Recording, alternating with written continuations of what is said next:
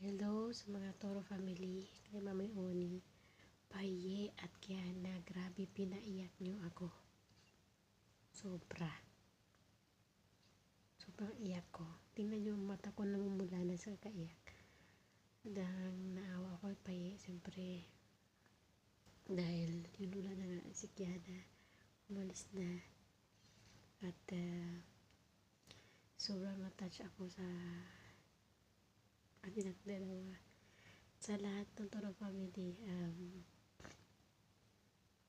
sobrang ramdam nila yung pagmamahal ni Paye kay Kiana, lalo na kay Kiana kay Paye. At saka ngayon Paye,